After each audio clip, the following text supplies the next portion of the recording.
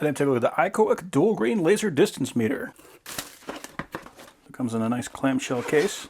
We got our user manual, we got a tether, we got our meter, and a charging cable. So this is USB-A to USB-C. So there's a 1/4-20 mount on the bottom, so if we want to, we can set this guy up on a tripod. It also appears to be magnetic.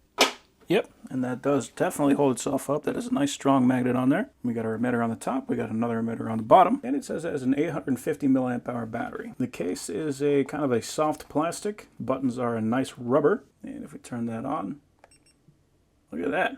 That is a nice display. So we also have a little level on here, so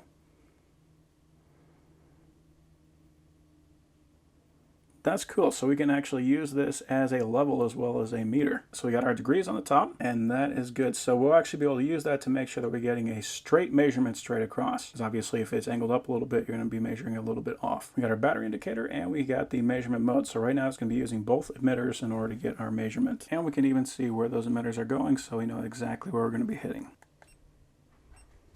Oh, that's cool. So if we flip this guy upside down, the display will also flip for us. So we can see that measurement was 0.89 meters from where my hand was to that anvil. So if we want to change the unit, right now we're in meters. So if we press and hold units, here we are reducing the decimals.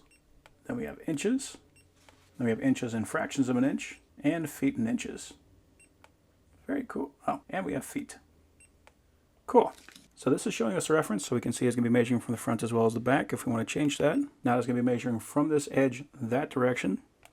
Now it's going to be measuring from this edge that direction. Now it's going to be measuring from this edge that direction. So instead of measuring from the rear of the unit, it's going to be measuring from the front of the unit. And we're back to measuring both sides. So let's press the fun button. So this is function. So you can see right here, this is just the distance. If we want to change that, we can hit right or left.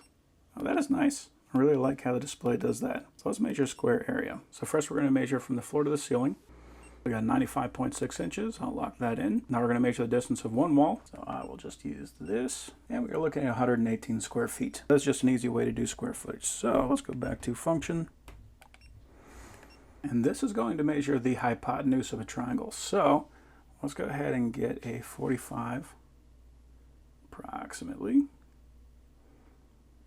Very fine measurement on there. Okay, so we had a measurement of 45.1 degrees, and a squared plus b squared equals c squared, so our hypotenuse is 98.6 inches. Very cool. It did that all just with one button. I didn't have to measure 5 different things. That is very cool. And here we can measure the side of the wall whenever we got just the hypotenuse and the floor.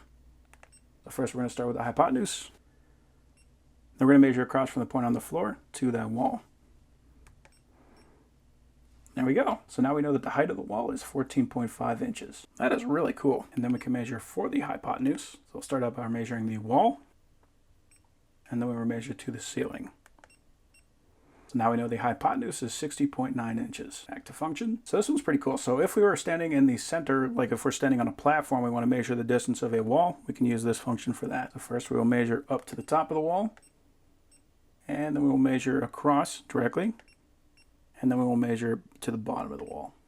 And there we go. Now we know that the total wall length is 26.6 inches. We didn't even have to be standing anywhere near it. And we can do the same thing, but if we just want to measure from a point in the middle of the wall to the top, we can do that. So let's measure to the top, and we'll measure to that point in the middle. Now let's measure straight across.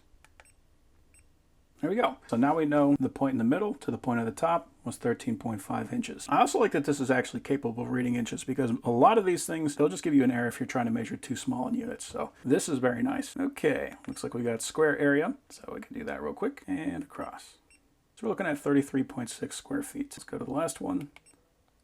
Cubic area. Same thing, go across the other direction, and we'll go to the ceiling. 153 cubic feet. That is a ton of functionality out of this guy. Now, if we got a bunch of numbers in here, if we made a mistake, we just hit off clear. Already done that a few times, but it's nice to know that if we goofed up, we can go ahead and remeasure. Now in the instructions, it does say that we can actually turn the sound off, so if you don't want to hear those beeps, you can turn that off. And this one has something that most of these don't have. You can actually self-calibrate it. So if you want to try to adjust this so it's going to meet your needs, you can do that. I personally am not that worried about it. So yeah, that is a really cool tool. I mean, the fact that it has all those different options for measuring things, the fact that it can measure out of both ends, that just makes this a super cool measuring tool. So overall, I am very happy with that.